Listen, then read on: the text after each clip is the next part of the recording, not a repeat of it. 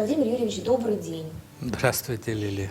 Очень рада, что у нас получилось встретиться в вашем таком, я бы сказала, жестко занятом графике, особенно сейчас, когда и перепись началась, помимо многих других дел, которыми вы занимаетесь.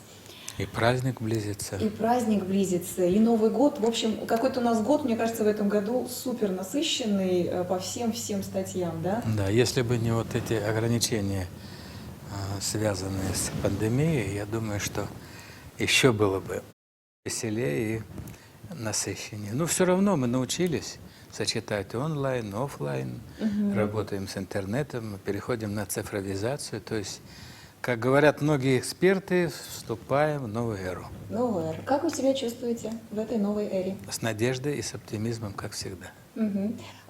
Получается находить время, чтобы технически осваивать вот эти все новшества, потому что я смотрю, у вас Facebook вы ведете, онлайн участвуете в мероприятиях, выступаете. То есть такое ощущение, что вы так легко совершенно перешли вот эту грань аналогового и цифрового. Ну, не совсем легко, потому что вопросы Фейсбука, например, и вообще всех этих сетей социальных, они требуют внимания. Но как-то наше поколение, к слову, относится ответственно, в отличие, так, не в упрек, но более молодым людям, студенчеству. Вот, и как-то занимает определенное время, даже я меньше стал вести дневник вот из-за этого, да. Ну, что сделаешь? В каком-то смысле сейчас Facebook начинает смещать. Да, но во всяком случае общественную жизнь, публичную жизнь он полностью отражает. Да, вы очень подробно пишете обо всех мероприятиях и встречах, которые вы ведете. Действительно получается отражение. Вот.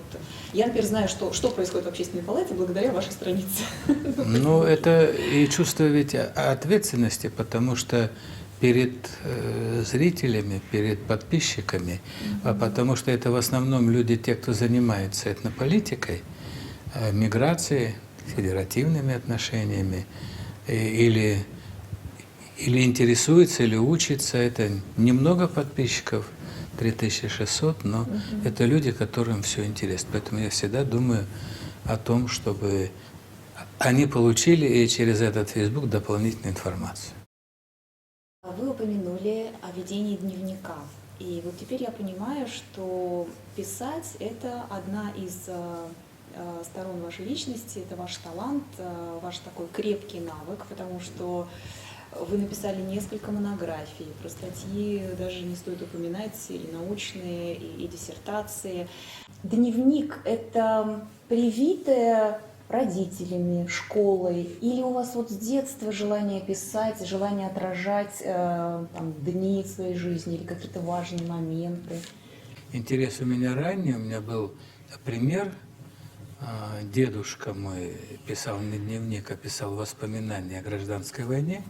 Он чапаевец был знаком с Чапаевым, служил у Фурманова в политотделе. Его часто приглашали на встречи с пионерами, молодежью, в школы, и он решил немножко записать свою историю. Ну вот я это все видел, и отец у меня немножко записывал там важные события в жизни семьи. Поэтому как-то я в данном случае явился продолжателем традиции. Но потом, когда уже стал немножко постарше, то я уже посмотрел, как другие делают, какая задача у этого. Ну, сейчас это в основном семейная история. Вы сделали семейную историю в виде книги, нет? Ну, есть несколько там детских сказок, притчей, но это не стало основным родом деятельности. Кстати, один мой хороший товарищ или старший товарищ по временам начала постсоветского периода, Аркадий Иванович Вольский говорил мне: Володя, не пиши мемуары. Так. Да, ну со временем я понял, как он был прав, поэтому мемуаров от меня, наверное, не дождутся. А почему нельзя писать мемуары? Потому что в мемуарах уже человек подстраивается под последующие события, под эпоху, под мегатренды. И очень часто я читал воспоминания по многим событиям, в которых я участвовал, и участвовали эти люди, и то, что они писали, это было совсем другое, то, что было на самом То деле. есть не объективно уже получилось. Ну, как не объективно? Тут очень сложно говорить, потому что жизнь, она многомерна. И смотря ты когда смотришь, с какого расстояния и при каком освещении. Очень здорово вы сказали. Кстати, у меня в молодости был такой случай, который меня убедил в том, что Иисус Христос был, и вот все, что описано там о нем в Новом Завете, это все правда. А вся критика шла на предмет того, что есть разночтения, есть там разные описания каких-то событий и так далее. А я вдруг, значит, понял, что несколько человек одинаково об одном писать не могут. То есть у каждого свой ракурс, свой взгляд. Мать Иисуса была прямо на месте казни. Кто-то писал уже там спустя несколько лет, даже сотню, по-моему. Кто-то был ученик близкий, кто-то дальний и так далее. И это меня как раз это вот убедило, что это реальное событие, когда разные люди наблюдали за ним с разных точек зрения. Вот поэтому и так с историей.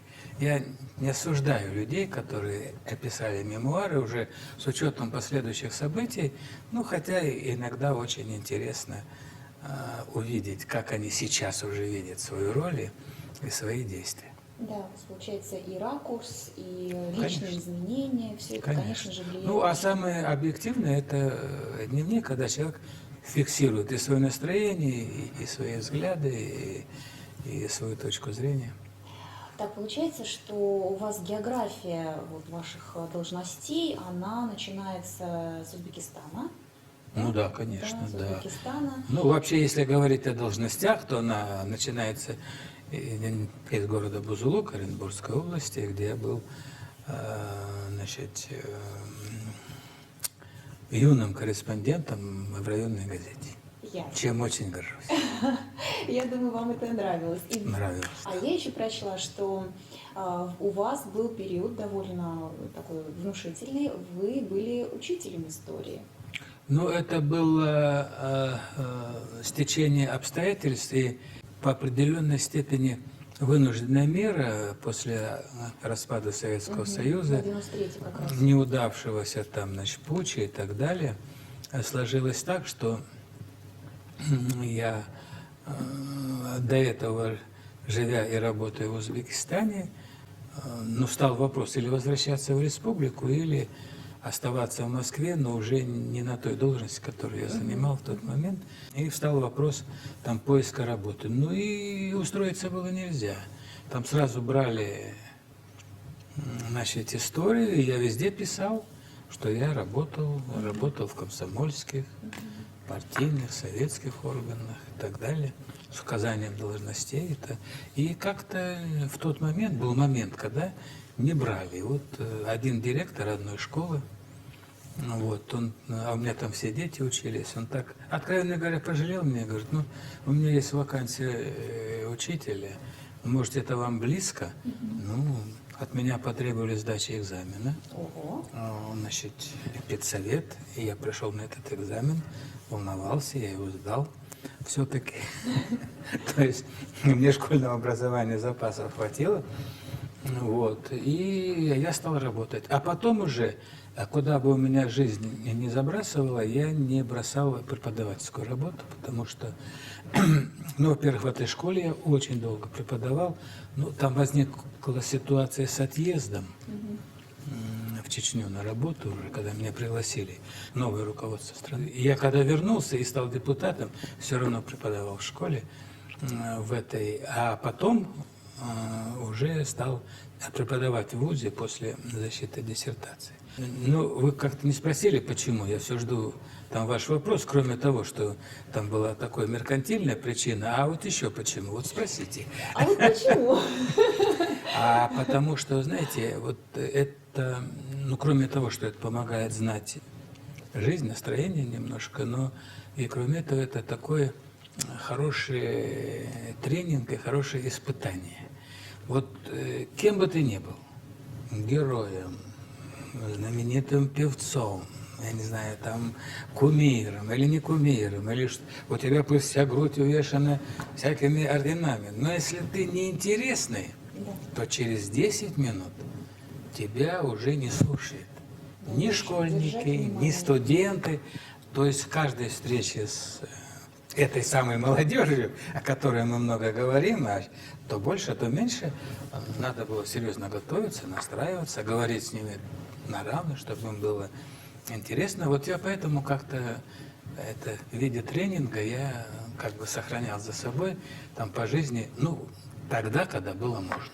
Да, очень вас понимаю, я тоже читаю лекции и тоже Да? прекрасно понимаю, А где? Я читаю в различных, вот можно сказать, по заказу, да, меня просят по психологии какие-то Да, это тренинги, интересно, лекции да. почитать, да. Вот Это интересно. недавно была приятная ситуация, я пошла в консерваторию, села на лавочке там, в центральном холле подождать, пока все разойдутся после концерта. И из моих вот приятных ощущений после концерта меня, можно сказать, разбудили словами: «Лилия Гадель? Вы же Лилия Гадель?» Я говорю: «Да, стоит незнакомая молодая пара». Я говорю: «Да, здравствуйте». А я думаю, что я не узнаю этих людей. «Мы были на ваших лекциях». Но это высшая Кусочек награда. славы. Это высшая награда, конечно. Да, Конечно. нам понравилось. Или еще скажут, я вас по телевизору видел, это вообще. Ну, приятно было, конечно, неожиданно. Поэтому да, это действительно тренинг выступать на публике, выступать на требовательной публике, да, потому что молодежь, она вот так не пропускает.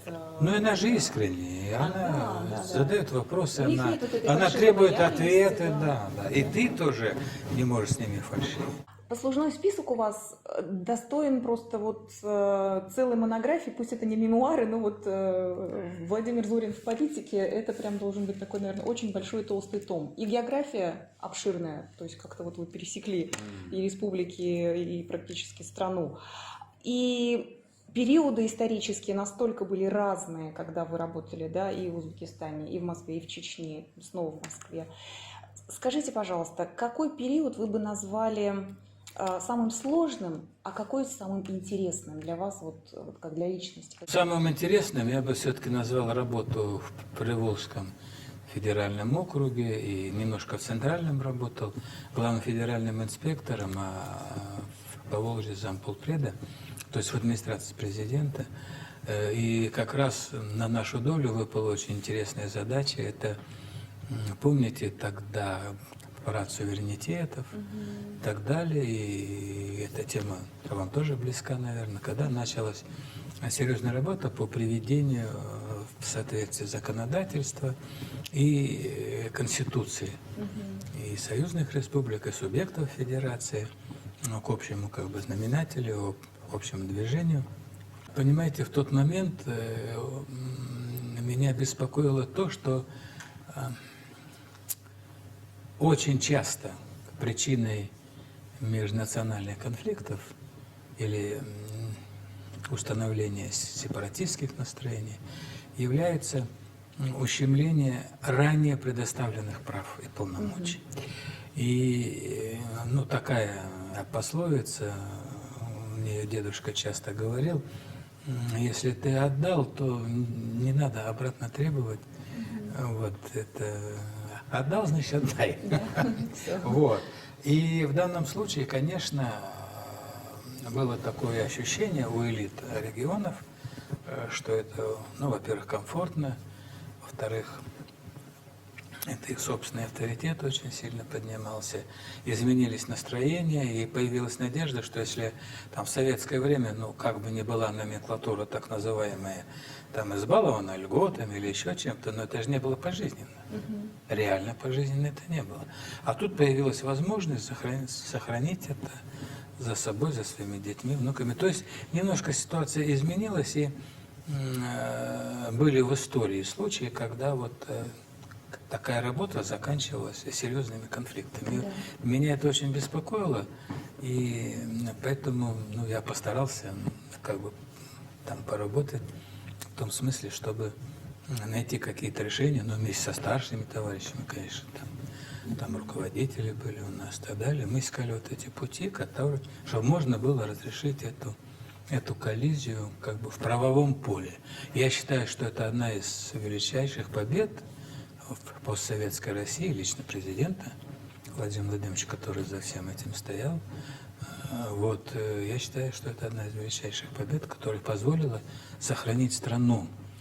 После распада Советского Союза вот это движение, оно могло захлестнуть и Российскую Федерацию. Практически вот через парад суверенитета все такая реальная опасность возникла, и удалось ее как бы в правовом поле, с учетом нашего опыта, с учетом мудрости руководителей тогдашних, элиты, можно назвать по именам и по фамилиям этих людей, многие из них живы-здоровы, удалось возобладало чувство общего исторического единства. Вы как политик с таким опытом, возвращаясь вот туда, в те дни, как вы считаете, развал СССР – это ошибка или это была неизбежность? Возможно ли были какие-то другие сценарии позитивные? Ну, понятно, что негативных могло быть сколько угодно, да? У меня есть нестандартный ответ. Так, не удивляюсь. Да, я думаю, что если бы нам удалось подписать союзный договор в его редакции, а вы помните, что уже было готово подписание, конечно, он был уже конфедеративный. Конечно, это был не союз в том, что да, как раньше, и что хотели там кто-то сохранить. Но он бы позволил нам, я считаю, какой-то момент для осмысления ситуации, для передышки и для переформатирования нашего тогдашнего единства, которое оказалось под опасностью. И считаю, что вот этот путч знаменитый во многом был направлен именно и приурочен к моменту возможного подписания союзного договора. То есть он был и удар по этому проекту. И второе состоит в том, что, конечно, китайский вариант переустройства общества, он оказался эффективнее, потому что встал вопрос же, что раньше реформировать, политическую систему или экономическую. Ну вот китайцы, это была идеология Дэн Сяопина. Я, кстати, имел очень давно встречу с дочкой Дэн Сяопина. Мы с Аркадием Ивановичем Вольским были на этой встрече. Вот. И она как раз это вспоминала, что такая дискуссия была с российским руководством тогдашним, и Дэн Сяопин говорил, не торопитесь там перестраивать политическую систему, а вам именно существующая политическая система может помочь реформировать. И более плавно. Да. Ну, это все, знаете, когда говоришь об истории, это все в пределах сослагательного наклонения, да, но случилось то, что случилось, хотя были и причины. Все-таки в целом КПСС в том виде, который она была, она не восприняла вот эти все моменты необходимости перехода. А вот есть мнение, что наша вот эта многонациональная страна, СССР, все как-то шло с не очень-то хорошим вниманием к национальной политике, и благодаря тому, что, собственно, какой-то оформленной, четкой, строгой национальной политики не было, именно поэтому и получилась вот такая история в 1991 году. Ну, не согласен. Нет? Конечно. Национальный вопрос для руководства страны, для партии, которая руководила тогда, сейчас мы не будем давать коннотаций, оценок, но начнем с того, что Ленин, Сталин были крупными специалистами по национальному вопросу. Многие лидеры тогдашнего руководства, они знали этот вопрос не понаслышке, и по своей практике, и по жизни, и так далее. Просто весь вопрос состоял в том, что какая модель была избрана и в какой мере реализовалась эта национальная политика. Мы сейчас забываем, что мы шли к неклассовому обществу теоретически, да, считалось, что в этом неклассовом обществе, в светлом коммунистическом завтра не будет ни классов, ни слабых, ни сильных, и даже и будет единый народ, единая национальность, говорят на одном языке, такие были мысли в самом начале. Вот. И потом вот эта модель национального и территориального устройства, которая была значит, реализована, она могла существовать в том виде, как она была реализована, только при сильной централизации идеологической, которая была, представляла из себя КПСС. Как только эту скрепу выдернули, и, кстати, многие понимали, чем это грозит, то сразу вот этот сдерживающий фактор. И следующее, мы забываем, что в Конституции Советского Союза была запись о праве республик на самоопределение вплоть до выхода. Не был прописан механизм. Когда случилось Беловежское соглашение, то мир моментально принял, потому что юридически, ну, там, правоверно, неправомерно, там, справедливо, несправедливо, куда девать референдум, это вторая часть вопроса. Но самое главное, что мир сразу воспринял, потому что, да, была такая запись в Советской Конституции. Но Конституция Российской Федерации эту ошибку исправила, и так же, как исправлены были многие ошибки. Ну и самое главное, что не было уже частной собственности в советское время. Вот сейчас мы переживаем некоторое наследие этого периода, ну, когда, например, вот людей переселяли там с горных мест в долину, там освоение из района в район, из региона в регион, принимались решения и так далее, даже часто без оформления какого-то документального, да, на основе партийного решения, а для закона. Я вот только была в Магнитогорске, вот эта история о том, как туда переселили практически целый большой район, область Татарстана практически переселили. Да. И сейчас реально получается, что даже многие не оформили как следует эту землю, все. Если, да, например, раньше смена там директора или собственника на каком-то предприятии, это было, ну, обыкновенное простое решение, то сейчас люди вспоминают, это же сакральное место нашего племени, нашего рода, нашей нации и так далее. И тут вдруг этот участок земли покупает человек откуда-нибудь, да, который ничего не понимает ни в традициях, ни в чем, и начинает. Это сразу создает определенную ситуацию, например. То есть мы столкнулись уже с новыми вызовами, с новыми явлениями. Поэтому, опять вспоминая Дэн Сяопина, я хочу вспомнить, что он придумал формулу, что такое Мао Цзэдун. Он сказал, Мао Цзэдун – это 30%, конечно, плохо, но 70% хорошо. То есть он сделал для истории. Так и я, отмечая, что были вещи в советский период, которые мы и сейчас, значит, переживаем их последствия, что в целом, конечно, такой политики национальной, там поддержано этнокультурное развитие, вспомним и алфавит, и языки, и письменности, Национальной академии наук, и театры, и эпосы народные, все государство этим, ну, как бы занималось, уделяло деньги, внимание, создание национальной интеллигенции, да, это все было, и поэтому можно так сказать, что 70%.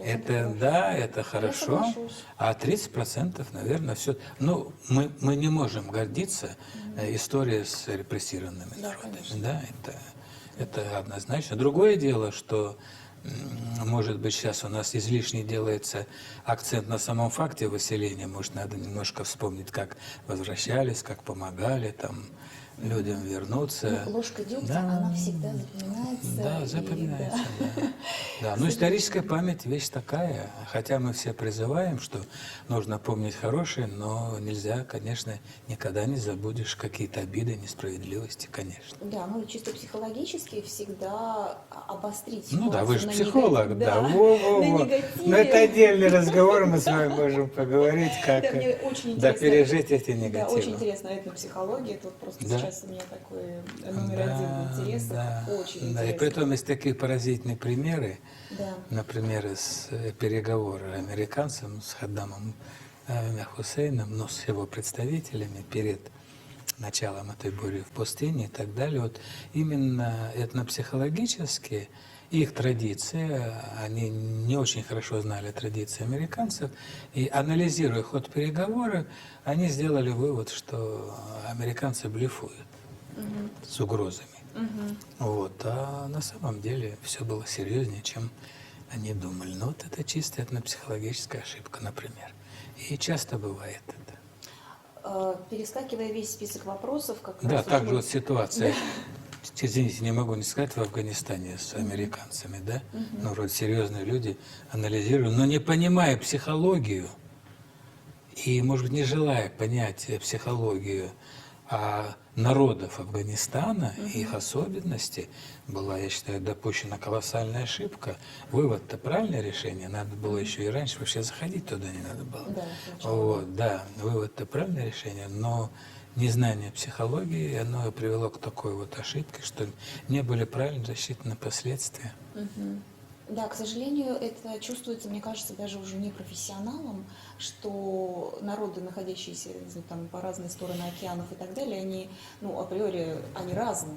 Ну У да. них все разное. Поэтому Ну, к для этому надо для этого и есть антропология, Да. этнология, этнополитология, Этнополитология. этнопсихология.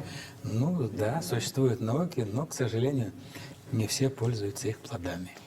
Итак, это сейчас, можно сказать, на острие ножа, вот эти этносоставные, да, науки, и их пересечение, переплетение. А где сейчас готовят таких специалистов? Потому что, мне кажется, мир сейчас уже в довольно серьезной ситуации, именно вот этнополитической, да, когда такие специалисты, они должны быть вот прямо на подхвате.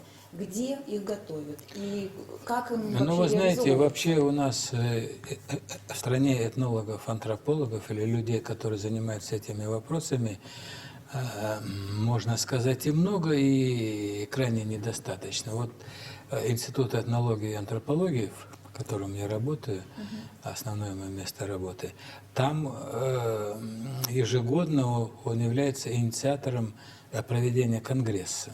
Он называется всероссийский, но фактически международный. Там бывает до 1300 участников с докладами. Вот издаются там материалы и так далее. Но много это или мало? Ну, для нашей страны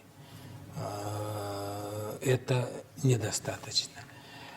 И недостаточно в том смысле, что эти вот антропологи, этнологи, этнополитологи, они должны как бы, ну, иметь заказ на часы, на преподавание. Но сейчас у нас практически это не преподается. Мы стараемся, чтобы изучалось это и в школе, и в вузе. Вот наша страна. Мы не знаем соседей, с которыми живем рядом. Мы когда едем в турпоездку в Болгарию, нам обязательно скажут, что если вам болгарин сделал вот так, это совсем не значит, а вот так, это совсем другое, да? Но мы же в своей стране не знаем, что вот у нас часто возникают бытовые конфликты какие-то. Я считаю, что они не являются по сути межнациональными, они межкультурные, когда люди просто из-за непонимания там, традиций, обычаев, они вступают в конфликт, а потом уже, к сожалению, есть такие добрые дяди, которые начинают разъяснять, вот что тебя обидели не потому, что ты там плохо учился и так далее, а потому что ты такой-то национальности, да, и уже начинается то, что называется этнической мобилизацией. Это бывает и при переделе собственности, и в школе, и при там, приеме на работу, и как угодно, да, вот, то вот если бы мы больше внимания уделяли вот этому этнокультурному просвещению, образованию, я думаю, что у нас бы и конфликтов было меньше бытовых. Да. У нас там крупных этнотерриториальных конфликтов в стране, слава богу, за последние годы не было. И последний крупный это Осетино-Ингушский, может быть, да, и частично это ситуация вокруг Чеченской Республики, да.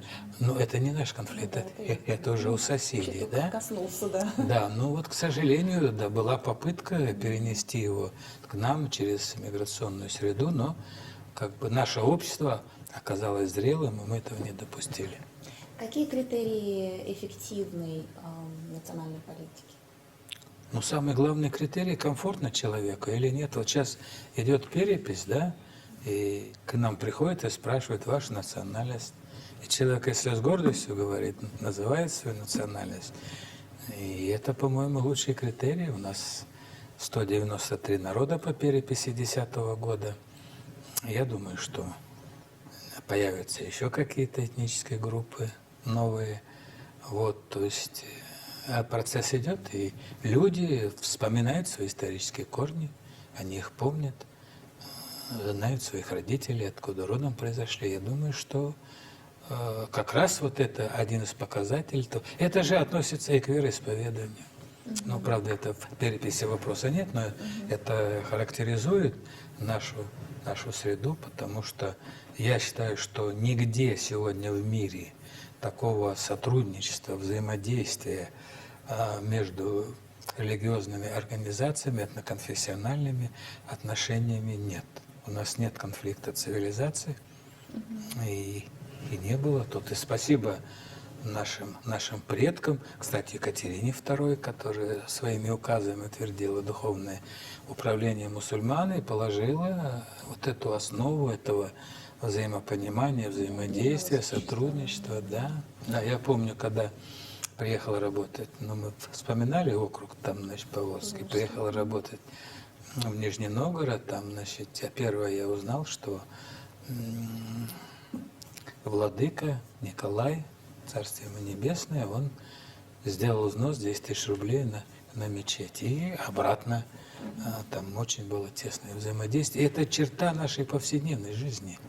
Она идет не от каких-то директив, там, хотя и государство всячески поддерживает, но это идет от людей, от понимания того, что уважение.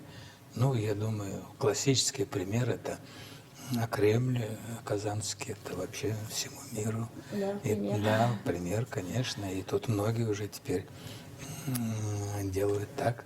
Так что в этом смысле у нас есть чем поучиться, и какие-то лучшие традиции мы взяли из прошлого, а традиций много, и они очень уникальные. Вот кроме этого, что я сказал, ну, у нас сохранились народы, которые упоминаются еще в повести временных лет, 1000 лет назад, которая была написана. Вот это тоже говорит о том, что государство во всех его формах, за всю его историю, никогда не ставило задачу ассимиляции народов. Я говорю о государственной задаче. Хотя в жизни это происходит. Неизбежно. Да, тут есть много разных причин, но это не государственная политика.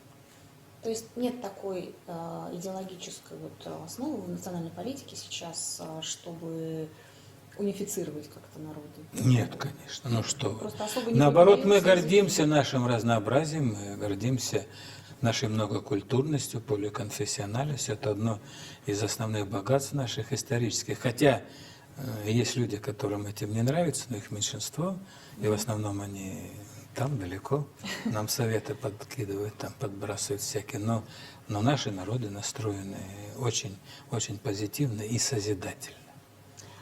У вас большой опыт руководства организациями во время переписи населения. Вот вы сказали 3,5. 3 российские и крымская. Ну, крымская тоже российская. Ну, да, имеется в виду, что крымская у нас так выделена крымская. Крым это вот всегда... Да, но после как раз да. возвращения, да, встал вопрос, что было бы неплохо переписать, и как раз это обсуждалось на Совете при президенте по межнациональным отношениям. Ну, были и раньше предложения, но это там вылилось в обсуждение, и Владимир Владимирович сказал, конечно, надо проводить.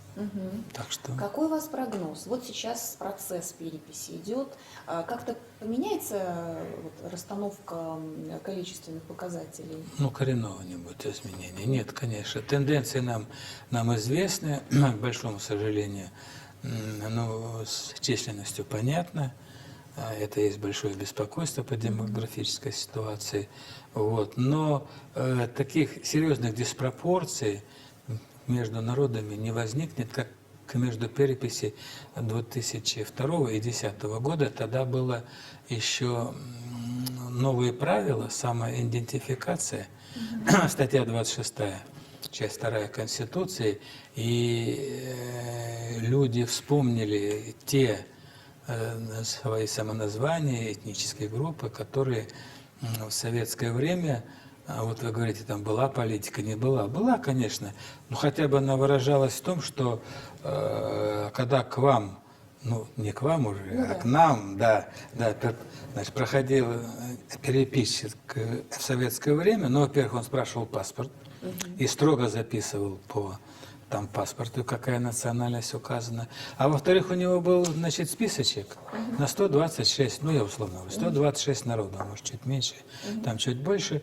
И если вы в своем ответе, вас в этом списке нет, вам говорили, извини, товарищ, ты не казак, а ты вот, значит, куда ты запишешься? Вот, значит, да, значит, там, ну, русский, или если жил там не в России, там, скажем, на Кавказе где-то, там где-то еще, значит, вот если ты, значит, кряшен, извини, тебя такого нет вообще в наличии и так далее. А сейчас это было снято, и многие люди попробовали, а как это будет на самом деле, и действительно, у нас уже на переписи 2-го года уже было 180 народов, а на переписи 10-го 193. Так что я думаю, что каких-то таких оснований для резкого снижения нет. Единственное, что у нас между переписями 2 и 10 года сократилась там численность русских на Украине и украинцев в России. Но это там стал вопрос мама-папа, да, много смешанных семей. И, конечно, на Украине было, ну, как-то, значит, комфортнее там о маме, значит, или папе, если он был, а здесь у нас была обратная ситуация. Но сейчас на этой переписи у нас можно давать и двойной ответ. То есть ни маму обидеть, ни папу не обидеть. Все эти ответы будут учтены. А как они будут И учтены? мы будем. То есть, Ну, вот, например, там да? украинец и русский. Ну так да? и будут То есть учтены, туда, так и туда вы будет? увидите. Нет, Или это это будет. отдельная графа Да, будет, двойных? да, кто назвал себя, да. Отдельное будет Да, количество все, двойных. да. Вот по поводу как раз похожей ситуации, ну, относительно похожей, Башкортостан, Татарстан. То есть, казалось бы, две республики, и я сама часто была в Башкортостане в детстве, там перемешана как-то и с родственными связями и так далее, хотя сама стопроцентная татарка. Но никогда вопрос не вставал вообще, вот татар, башкиры, все как один народ, братья, любовь, дружба, все хорошо. Откуда сейчас эта проблема? На каком уровне она создана? Ну, На каком во-первых, уровне не решается? сейчас. Ну, имеется в виду, сейчас она как-то прям Да, обостряется с каждым нет, годом. ну тут, понимаете, тут немножко каждое поколение, заходя, заходя в реку, оно имеет дело как бы с новым явлением. На самом деле очень сильно политизирован вопрос был в 2002 году. Так. Да, очень сильно политизирован. И тогда даже к дискуссии подключались очень серьезные люди и так далее. В этой дискуссии, которая сейчас идет, там власти, государство занимают позицию конституционную. То есть 26-я статья Конституции, как ты считаешь, так себя ты должен записать. Никто не может тебе навязывать твою национальность. И вот то, что происходит сейчас, это идет среди отдельной части интеллигенции. Это не идет через народ, насколько мы знаем, народ это не очень беспокоит. А отдельная часть интеллигенции, которая вот будирует эту тему, в основном это идет в блогосфере, как обычно, в социальных, значит, и так далее. Есть историки, которые прямо вот обостряют это все. Ну, историки реагируют на эту дискуссию, но это чисто научные дискуссии, потому что я еще раз хочу сказать, напомнить 26-ю статью, которая говорит о самоидентификации. То есть, ну, они должны иметь в виду, что навязывать там свою точку зрения, а кому они, читателю, каждый человек сам выбирать будет. И каждый человек, оставаясь наедине с переписным листом или с переписчиком, или с интернетом, он сам будет отвечать на этот вопрос. Это же не публичное, это же не на митинге люди соберутся и начнут отмечать национальность. Каждый будет решать сам, я думаю. Да, ну, Хотя это, что... ну, не очень хорошо, может быть, но в данном случае эта вся тема, она переместилась в неофициальную сферу, в маргинальную сферу. И я думаю, что, конечно, мудрость народа здесь она победит. Самое главное, хочу еще раз подчеркнуть, что очень опасно политизировать перепись. Это же не выборы. Да. Да, и мы заинтересованы в том, чтобы мы правильно были учтены государством, чтобы мы понимали, что если человек там где-то живет, учится и так далее, и он хочет изучать родной язык, то для его родного языка нужны учебники, преподаватели, а для того, чтобы это можно было решить, мы должны понимать эту картину. Да, поэтому еще раз хочу сказать, что вопрос желательно, ну и нельзя его политизировать. Недавно Министерство иностранных дел анонсировало открытие нового департамента, который будет заниматься стратегией в стиле «мягкая сила». То есть я уже не первый раз слышу этот термин, если честно, где-то в течение года это в информационном поле вокруг меня, по крайней мере, есть. И, насколько я понимаю, это немножко другие критерии ведения политики с другими государствами, да, учитывая все реалии, учитывая, может быть, как раз и этнопсихологию, и этнокультурные какие-то различия и так далее. Вот это Министерство иностранных дел. А внутри Российской Федерации, в поле национальной политики, вот такой департамент нужен? У нас есть целое агентство, Федеральное агентство по делам национальности. То есть оно Оно этим занимается, это его задача, да. Но, правда, там есть мнение, что надо ему функции добавить, веса добавить, может быть, сделать министерством. Но это как бы вопрос дискуссионный. Я, например, считаю, что, наверное, там все-таки должно быть министерство, там полноценное, которое бы и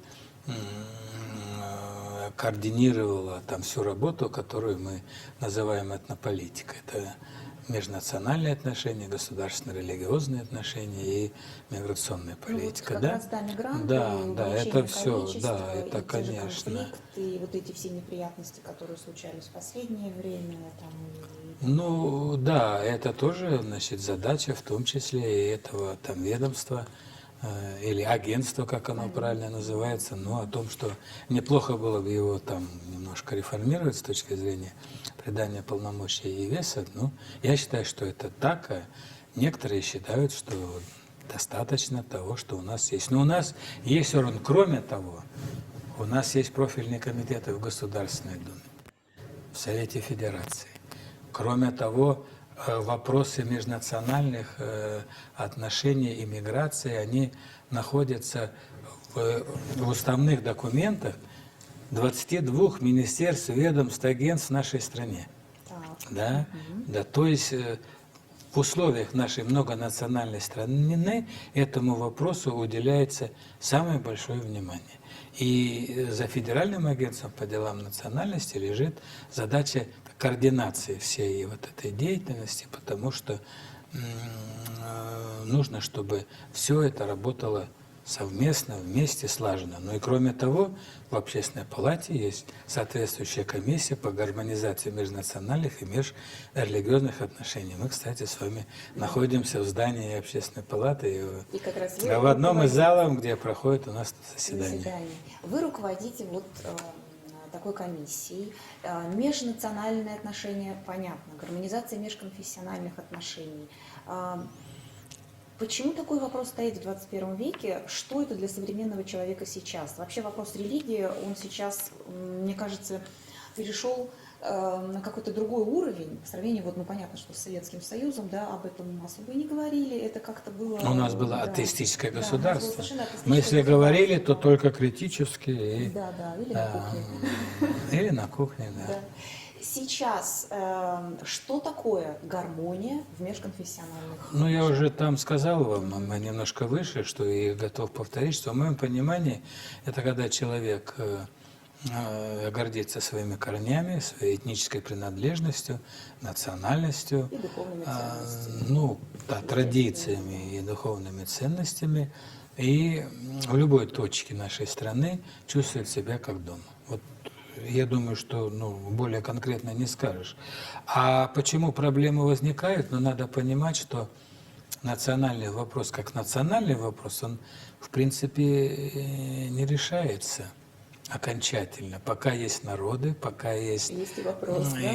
Да, конечно, но мы же не говорим, что мы решили вопрос здравоохранения, например, что мы решили вопрос борьбы с бедностью, что мы решили, да? Это такой процесс, пока общество есть.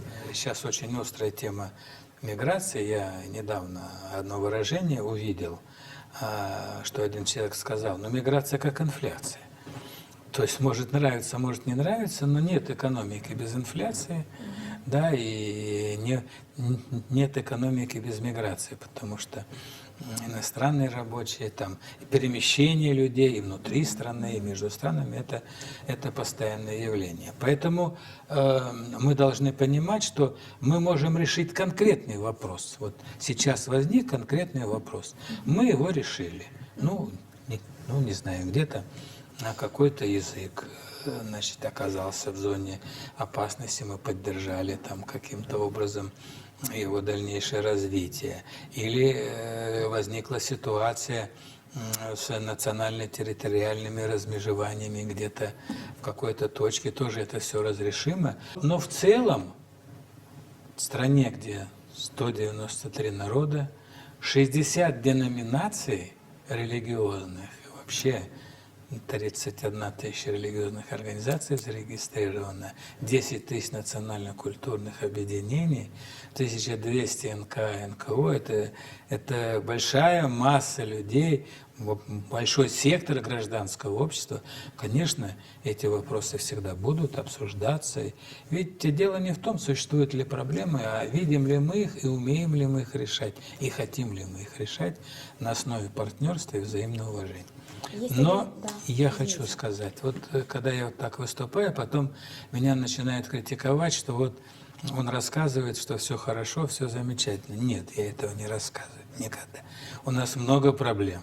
Я уже выше говорил, что-то осталось еще от советского периода, что-то мы уже приобрели сегодня. Кроме того, есть геополитические риски, вызовы очень серьезные, мы их недооцениваем. Есть 3 главных опасности сегодня, которые нацелены, это как Змей Горыныч, знаете, вот нацелены на наше общество, это экстремизм, терроризм и сепаратизм. Есть этнокультурный дальтонизм, я уже говорил об этом, да, когда люди просто не знают, не различают особенности культуры или их единства. В общем, у нас есть над чем работать, и мы над этим работаем. И у нас есть документы стратегического планирования, я их выделяю 4, наверное, да. Это 2 статьи Владимира Владимировича Путина, теперь 2. Россия, двоеточие, национальные вопросы, 2 по Украине и России. Это стратегия государственной национальной политики, это концепция миграционной политики и стратегия национальной безопасности. Вот я предлагаю, когда вот люди говорят, нет национальной политики, нет миграционной политики, я просто предлагаю открыть эти документы. Что там написано? И там написано, что надо делать и так далее. От нас сейчас зависит, как эти дорожные карты реализовать активно, повседневно, с уровнем квалификации необходимым для тех, кто этим занимается, в госорганах, общественных организациях. Вот, то есть, именно поэтому у нас есть агентство, у нас есть Совет при Президенте, Общественная палата, комиссия. Да и если взять, допустим, Республику Татарстан, то по количеству людей, которые как бы отвечают за этот участок, она у нас из всех субъектов федерации просто на первом месте, но ситуация там выдержанная, управляемая, и люди говорят об этом. Так что много есть над чем работать, много есть недостатков, на которые надо реализовать, и мы все время встречаемся с новыми рисками и вызовами, на которые надо отвечать. Мы это имеем доктринальные документы, и в этом смысле мы как бы вооружены, в хорошем смысле слова. Есть острый вопрос, который встает в мусульманском, в исламском мире Российской Федерации, Москвы в частности, поскольку я периодически участвую в различных мероприятиях, связанных с исламским миром и тюркскими народами. Недостаток мечетей в Москве, недостаток мест, где люди могли бы помолиться. С учетом той же миграционной политики и увеличением количества мусульман вообще на территории, получается, и России, и Москвы в частности, вопрос стоит очень остро. При этом отрадно, что и здесь, в Общественной палате, и вообще на мероприятиях государственного уровня теперь уже всегда присутствует и духовное управление мусульман, и Татарстана, и России, и Центральное духовное управление. А вопрос, он не решается все равно. Недостаток мечетей. Ну, есть место, где это решается? Это, конечно, городские власти. В первую очередь это население, которое спрашивает. Помните ситуация вокруг, как мы иногда шутим, скверная история в Екатеринбурге, да? Да, там же тоже население, и против православного храма выступило. Но я что хочу сказать. Вот сейчас идет перепись. Давайте все мигранты перепишемся, чтобы мы реально имели цифру и понимали, сколько мигрантов из представителей каких стран, то есть мы уже будем ориентироваться. Но мигранты не очень переписываются. Получается, да. Ну, я говорю, один из причин, то есть государство не имеет, значит, конкретной, значит, ситуации, конкретной, значит... Запросы подтвержденными цифрами, да? Ну, например, да, и это в том числе. Ну, а это переговорный процесс, и я знаю, что идут сейчас поиски решения этих вопросов. Я думаю, они будут найдены. Я вам хотел просто напомнить, что когда-то была проблема с перекрытием там улиц, да, в дни праздников, что когда-то была проблема, а почему не показывают наши праздники по телевидению, да, сейчас это показывают. Когда-то была проблема с забоем скота в моменты там раздачи и так далее. Ну, все же решили постепенно. Я думаю, что да, ну и работать надо и с населением, потому что надо учитывать и особенности и так далее.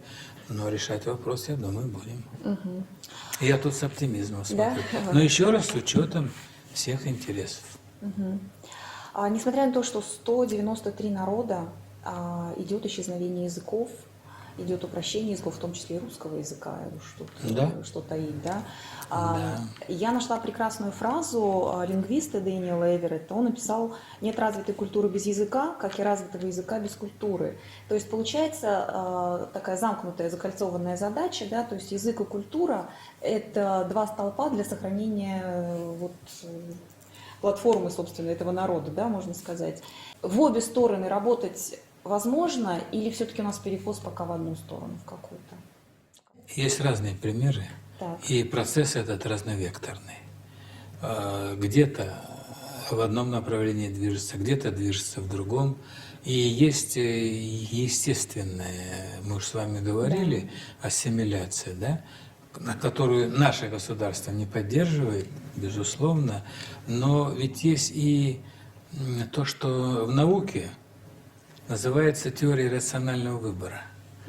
То есть человек, начиная с родителей, это одна из причин, я не все причины говорю, это одна из причин, что, значит, родители думают: да, вот сейчас я засяду за родной язык, потеряю позиции на ЕГЭ по тому языку, по которому вот он хочет там делать карьеру и так далее и тому подобное. Да мы уж тут как-то дома поговорим на эту тему, а вот чтобы он... Да, есть ведь и такая позиция, она тоже. И наш, опять же, институт, я хочу обратиться к его опыту, он же 3 года назад проводил большое исследование вот перед этой большой дискуссией, да, и там тоже и оценки были разновекторные, и подход был разный. Сложный процесс, безусловно. Вы имеете в виду 17-й год? Да, конечно, да, это большая дискуссия, которая прошла. И я должен сказать, что, знаете, есть такое выражение, не знаю, как это по-татарски, а по-узбекски помню, «карсаклар». аплодисменты. Так. Да, они же двумя руками делаются.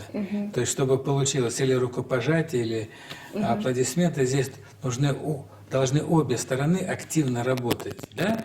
А одной рукой можно только дверью хлопнуть. Но нам это же не надо, да? Да, поэтому я выступаю за сотрудничество, за дискуссию. И еще я уже говорил на эту тему, ну не всем, конечно, нравится, заставлять бесполезно.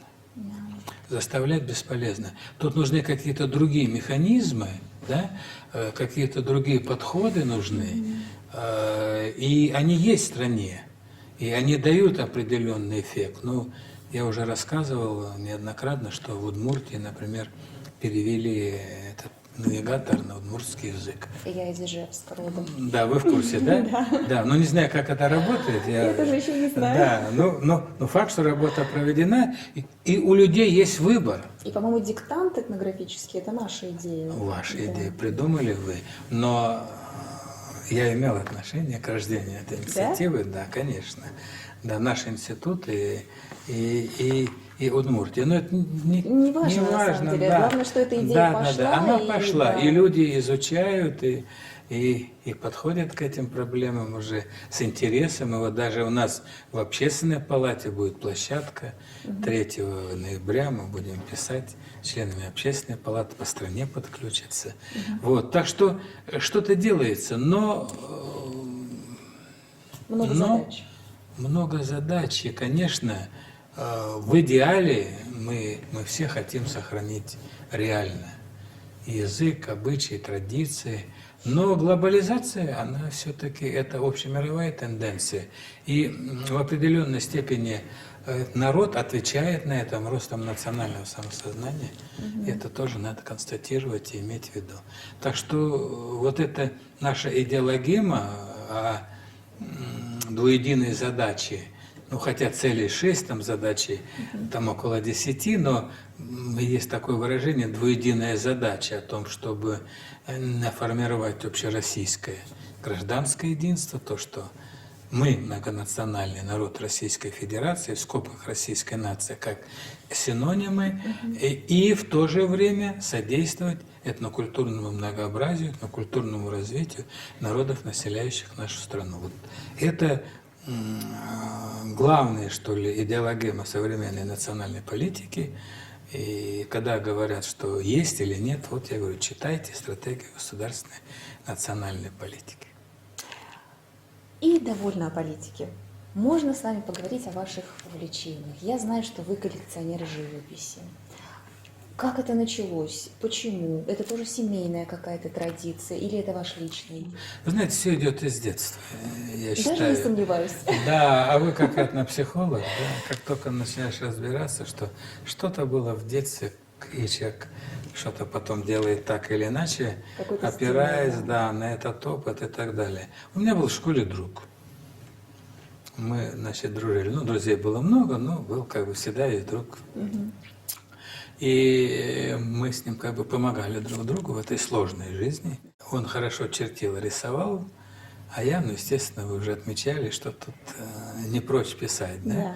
Ну, я ему писал сочинения, а он мне чертил и рисование делал. Прекрасный тандем. А в школе у нас был человек, ну, я потом узнал, что художник профессиональный, который был там сторонником современной живописи тогда еще.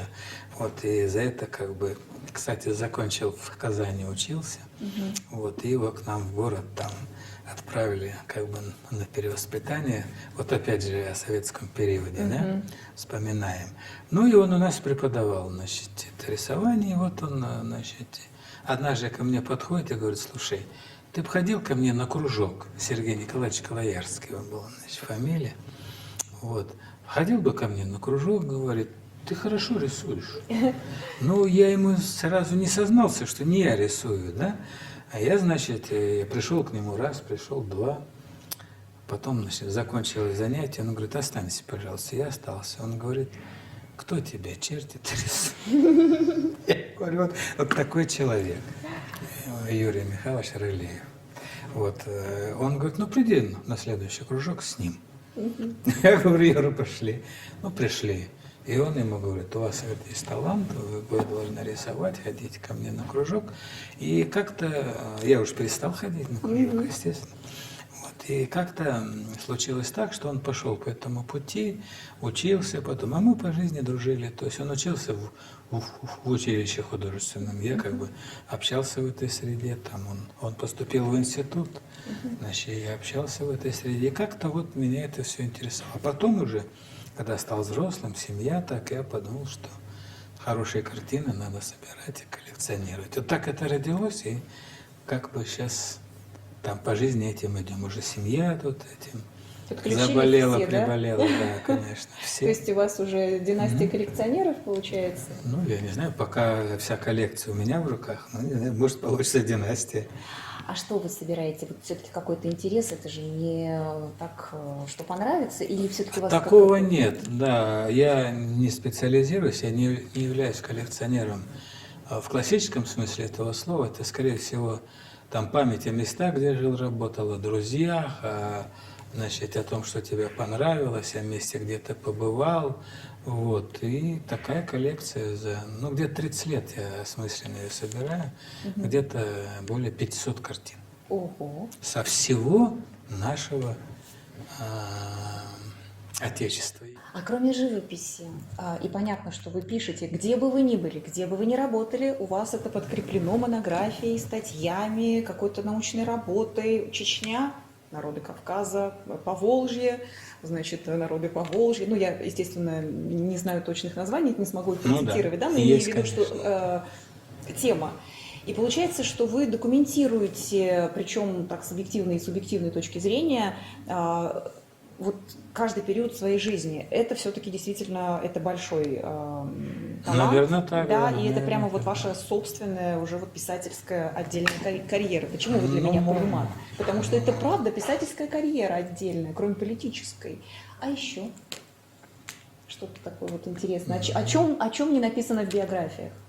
Ну, я даже сейчас затрудняюсь сказать, как все нормальные люди, люблю читать, люблю поэзию, музыку, но в основном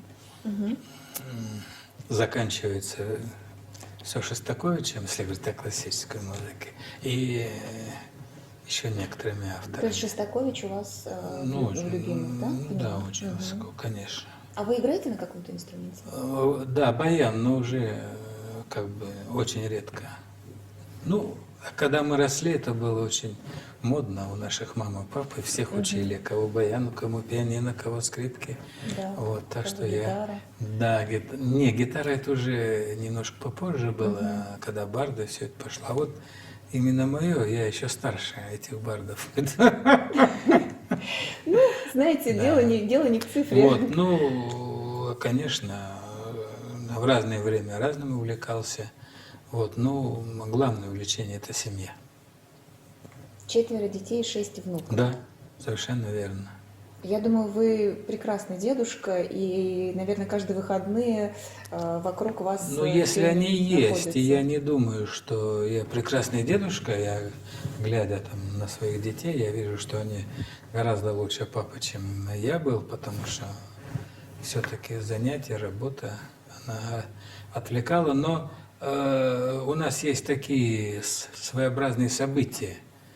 Они бывают 2-3 раза в год, когда все собираются, вся семья, когда мы общаемся, и когда вот то, что вы сказали, в полной мере осуществляется. Да. Остальное фрагментарно, конечно, да, любая свободная минута семье посвящена. Кто-то из детей политическую карьеру выбрал? Вы знаете, нет. И даже более того, вот это все, что связано с политической карьерой, и с этим, и с определенной известностью, это все-таки тяготило семью. И вот я понимаю тех людей, которые вот иногда говорят, вот он закрыт, он, так сказать, он все спрятал, не знаю зачем, для чего, вот надо быть открытым. Ну, не каждый там ребенок, например, может вынести такое внимание. А иногда проецируется отношение к родителям на детей, да, знаете, мы с этим Сталкивались, да? сталкивались. Ну, мы, конечно, да, разные периоды были в жизни. Но они меня понимают, поддерживают, создают условия для того, чтобы я Прекрасно. занимался тем, чем занимаюсь. Прекрасно. Это важно. То, чем вы занимаетесь, замечательно. Я знаю многих людей, которые знают вас лично. И когда я говорю, я мечтаю взять интервью у Владимира Юрьевича Зорина, говорит: Владимир Юрьевич Зорин, это, понимаете, вот такой как-то вот очень приятный такой посыл идет от этих людей, поэтому Ну да. прекрасно. Мы это очень да. ценим в семье, да, прекрасно, считаем, что и в семье поддержка, и окружающие поддерживают, потому что проблема, которой вы занимаетесь, она, конечно, она такая ежедневная, вот прямо ежедневная. Да, каждый день сталкиваешься с Да, этим. потому что вот эта вот межнациональная, межконфессиональная вот эта вот грань, да, везде, в каждом регионе, и это ежедневный труд, ежедневные вопросы, новый список, новые задачи. Да, новые риски, вызовы, и да. новые радости тоже бывают. Да, например, открытие парка дружбы в Самаре. Да, Это же например, просто, да. Это же просто Да, чудесная сколько лет идея. мы его поддерживали, да? Да, чудесная идея. Я стояла в центре вот этого города, такого, да, поселка, можно сказать, многонационального, и мне в какой-то момент показалось, вот это моя страна, вот это вот какие-то Да. ощущения из детства Советского Союза, Да. где каждый жил вот рядом друг с другом. И он в определенном смысле уникальный, потому что, ну, во-первых, там все на равных условиях. Да, Да, а во-вторых, он аутентичен. да. Да, так что это Такое чудо, я интересно, такое да. удовольствие испытала. И мне, правда, в какой-то момент я поймала себя, что я куда-то уплыла в воспоминания, когда действительно мы жили вот в соседних дворах, и вот так вот друг к другу за спичками, Да. солью, и там на каком языке, а по-твоему это как, а по-вашему это что, да? И это было без единого вот зерна негатива какого-то, да, то есть без оттенка какого-то негатива. То есть вот мы жили очень дружно, может быть, это мой опыт, но у меня и дедушка говорил на Ну, у трех многих языках. такой опыт, То есть конечно. жили в Удмуртии Конечно. татары, и то есть у меня дедушка, ну, татарский понятно, русский тоже понятно, общий язык, но он с удмуртами на удмуртском мог поговорить. Ну Так вот что у нас тут по вот это Поволжью, как-то у я нас вам было. скажу, по Поволжью вот такое наблюдение, у меня потом подтвердилось научными наблюдениями, что вот все-таки вот эта мирная жизнь, сосуществование, взаимопомощь, она все-таки идет от народа. Ведь многие наши села в Поволжье, они же смешанные. Там, если по-русски конец, там татарский конец, там русский конец. И вот даже на праздники ведь идут друг к другу, вместе празднуют, да? А свадьбы, интересно, я там в одном селе у нас защищалась диссертация, и диссертант исследовал это. Значит, сватовство по обычаю одного народа, свадьба другого, жених и невеста, да? То есть много смешанных браков. Или в той же Башкирии, да? 40% браков реально являются смешанными, особенно если копнуть на дедушки, бабушки, прабабушки, прадедушки, 100%. там вообще очень там сложно разобраться, вы правильно говорите. Поэтому я думаю, что вот это народное движение снизу, которое идет, оно очень сильное, и когда государство это поддерживает, лелеет, то я думаю, что нам ничего не грозит. Хотя надо быть бдительным и не расслабляться. Это точно. Спасибо вам большое за эту беседу. Спасибо вам, Лиля, у вас Да. тоже очень интересный вопрос. Благодарю вас, что нашли время, и бывала уже не раз в Общественной палате, и с удовольствием присутствую на мероприятиях, которые вы ведете, с удовольствием приехала бы Ну, еще. а вашей передаче и вашей страничке желаю успехов. Спасибо И огромное. чтобы увеличилось число подписчиков и читателей.